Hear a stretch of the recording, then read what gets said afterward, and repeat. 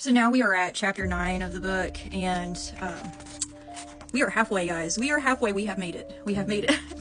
I have made it. I don't know how, but I have made it halfway. She starts out the chapter by saying that her mother has magical powers yet again. We're going to probably hear this a couple more times in the book, because just like any of the other chapters, she repeats things constantly. Because she wants to make sure she can keep her story straight, which she doesn't at all.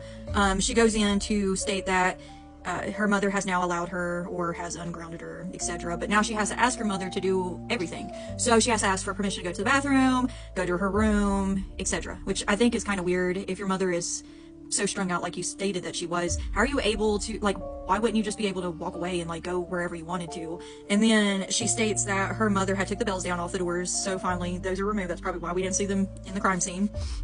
And that she has stated that she has now packed a backpack.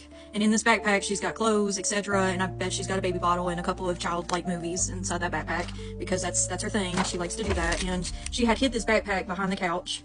And she stated that her mother was just going on a frantic spree looking around the house, because her mother just knew she had a backpack packed to run away with. So her mother's just a psychic at this point. Not only does she have magical powers, but she's a psychic too. She cries and does a pity me about Dan. She states that Dan has now left her alone and has not contacted her again, that he was just done with her after what happened the last time. Which, Gypsy, if this man really cared about you, would he have not reported all this to, like, the police or something like that? And she stated that Dan had quit talking to her, not only because of the past situation, but because her mother had reached out to everybody he knew and told them that Gypsy was 15 years old and that he was a pedo and a child predator. When Dee Dee had found the backpack, Gypsy had became frantic, and she grabbed a dagger and a BB gun, pew pew, and unloaded a clip. Cornered her mother in the bathroom, and her mother was basically scared to death, just really quiet, just didn't really say anything at all. She goes in and she brings up Dan again, while Dee Dee is trying to care for her wounds from the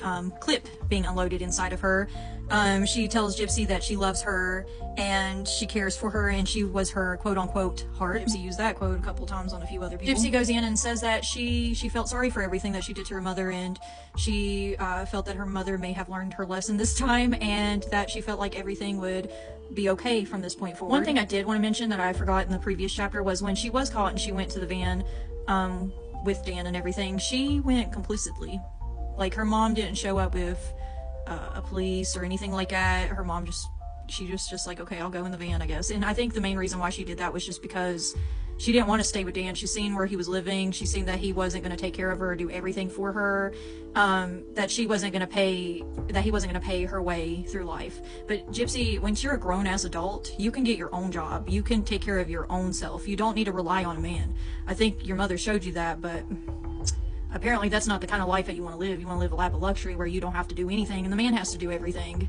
You love that kind of life. You love being pampered. You love being taken care of. You love someone doing everything for you. And I think that's why you lived complicitly with your mother so long, until she was not going to let you run around with all these men. But that's just me. Gypsy has the moment where she said, Shakespearean-like, that her and her mother were scared of each other. Not just that Dee Dee was scared of her or that she was scared of her mother, but they were equals at that point. That's important to say, that they were equals.